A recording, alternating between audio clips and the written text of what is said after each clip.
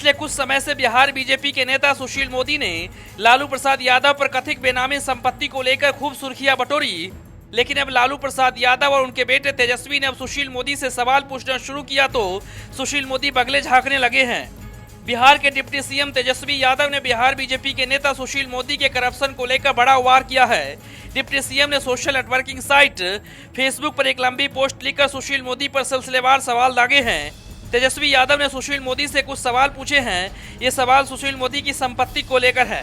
तेजस्वी यादव ने फेसबुक पर लिखा कि अब तक सुशील मोदी की कारगुजारियों पर राजद ने जितने भी गंभीर आरोप लगाए हैं उस पर सुशील मोदी जी कुंभकर्णी नींद में सोए हुए हैं, जानबूझकर इधर उधर की बातें करने लगते हैं, पर खुद पर लगे आरोप पर अज्ञानता की मोटी चादर तान कर सोए रहते हैं।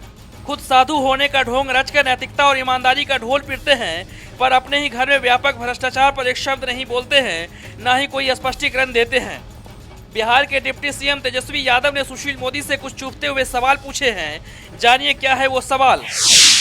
सुशील मोदी ये बताए कि आर.के. मोदी उनके सगे भाई है कि नहीं। सुशील मोदी जरा बिहार की जनता को ये भी स्पष्ट करें कि कैसे इतने कम समय में मोदी परिवार ने हजारों हजार करोड़ की संपत्ति अर्जित कर ली। ललित छाजवरिया जैसे मनी लॉन्ड्रिंग के बेताज बादशाहों का उनके भाई की कंपनी से क्या लेना देना है। आर.के. मोदी के ललित छाजवरिया से व्यवसायिक संबंध है कि नहीं। उनके भाई की कंपनी में जिस तरह 400 करोड़ की बेनामी एंट्री घुमाई गई है, मनी लॉन्ड्रिंग की गई है, मनी लेयरिंग की गई है, क्यों नहीं सुशील मोदी प्रधानमंत्री को पत्र लिखकर कहते हैं कि मैं तो ईमानदार का देवता हूं, पर मेरे ही परिवार की अनेकों रियल एस्टेट कंपनियों और तो और मेरे ही सगे भाई की कंपनियां मसलन आशियाना होम्स प्राथमिक लिमिटेड, आशियाना लैंडस्क्राफ्ट प्राथमिक लिमिटेड समेत अनेक कंपनियों में की गई है। तक की बेईमानी कारगुजारियों के खिलाफ हूँ। मेरे भाई की कंपनियों के बेनामी लेन देन की भी जांच हो, भले ही मैं आपकी ही पार्टी का ही क्यों न हो जाऊं।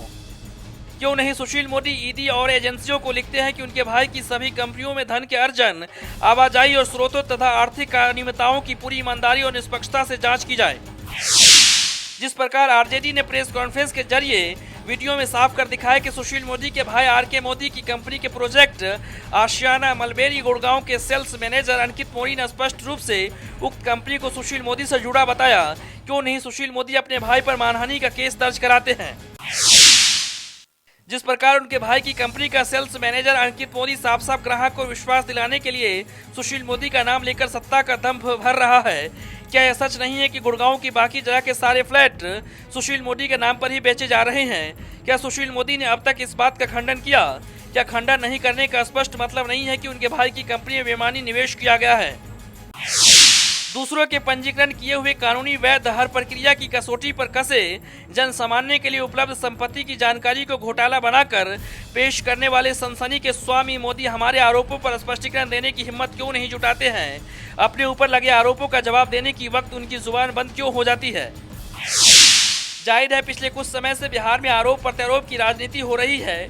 इसी कड़ी का हिस्सा है राजद की तरफ से सुशील मोदी से सवाल पूछना।